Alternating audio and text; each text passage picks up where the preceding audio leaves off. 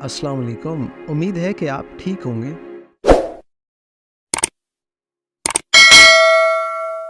Photosynthesis पौधों, तहालवों और कुछ बैक्टीरिया में होने वाला काबिल ज़िक्र अमल रोशनी की तवानाई को ग्लूकोज की शक्ल में कीमियाई तवानाई में तब्दील करके ज़मीन पर ज़िंदगी को बरकरार रखता है। ये पेचीदा बायोकेमिकल रद्द अमल क्लोरोप्लास्टों में होता है। पौधों के खुलियों के अंदर मखसूस ऑर्गेनेल्स फोटोसिंथेसिस के दौरान क्लोरोफिल पौधों के सब्ज रंग के लिए ज़िम्मेदार रोगन सूरज से रोशनी की तवानाई जज़ब करता है। इस तवानाई को फिर पानी के मालिक्यूल्स को ऑक्सीजन और हाइड्रोजन आयनों में तकसीम करने के लिए इस्तेमाल किया जाता है। इसके साथ ही फ़िज़ा से कार्बन डाइऑक्साइड नामियाती मुरक्कबात में जम हो जाती है, जो एंजाइम्स और एटीपी की मदद से रोशनी पर मुनहसर रद्द अमल के दौरान पैदा होती है। क्लोन साइकिल क्लोरोप्लास्ट के स्ट्रोमा में होने वाले बायोकेमिकल रद्द अमल का एक सिलसिला रोशनी पर मुनहसर मरहले में पैदा होने वाले एटीपी और NADPH को कार्बन डाइऑक्साइड से